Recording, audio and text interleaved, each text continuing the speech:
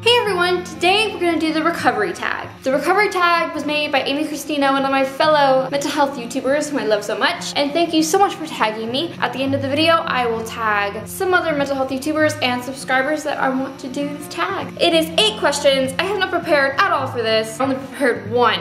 I only prepared one of these questions, but I like my answer, so whatever. So this is the recovery tag, 8 questions, let's go. What are you recovering from? I'm recovering from depression, self-harm, anxiety, PTSD, things like that. Lots of things. And I'm trying to boost my self-confidence more and my self-esteem more. And I've been pretty successful. What made you want to recover? What made me want to recover is last year I was at this time in my life where I was not functioning. I was suicidal. I didn't see a reason to live. I remember just laying in bed one day thinking, this is no way to live. This is no way to live. And I just wanted to change who I was. I wanted to recover. I wanted to be a normal person. I wanted to feel good about myself. I just knew that someday I would feel better. It wasn't that day, and it wasn't that week, and maybe it wasn't months from then, but I knew that someday I could be better. And right now, I'm as good as I have ever been. If I could go back and tell myself back then,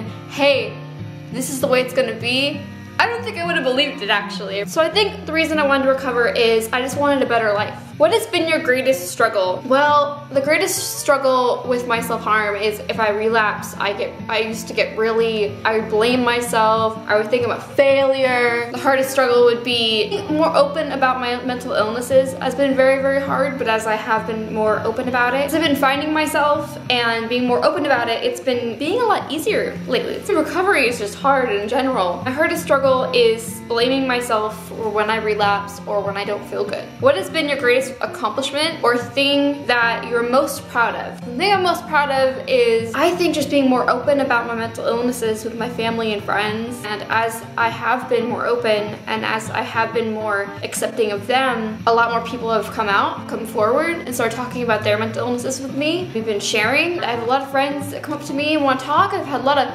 family members actually come up and talk to me about things that they went through or things that they are going through right now and asking me my advice. I feel like my greatest accomplishment is just being open about myself, giving my all to everyone, showing exactly who I am. I'm not afraid anymore to say that I have depression. I'm not afraid anymore to say that I have anxiety. If I have anxiety, I'm gonna tell you I have anxiety. I'm gonna take care of myself. I think the greatest accomplishment through this whole recovery process is finding who I am and finding that I'm worth recovery. That's a great accomplishment because before I just did not believe that I was worth recovery. Now I know I am and I'm working on it. What is your favorite thing to do to cope? I like making YouTube videos, I like being with my friends, I like drawing, I like cooking has been a new thing. I've been liking to go on Pinterest and looking at pictures of food. Just things that I find that are fun that will distract me.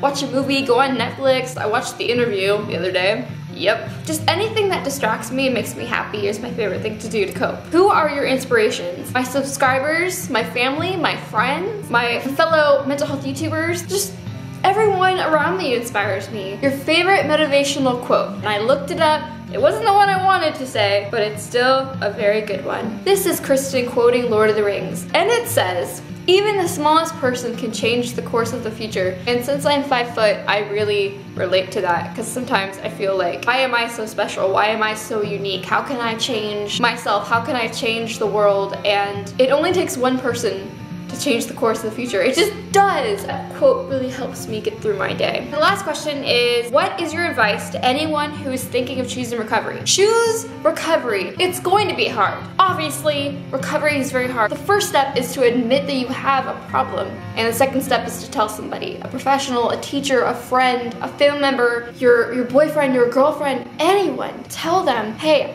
I'm not doing so well.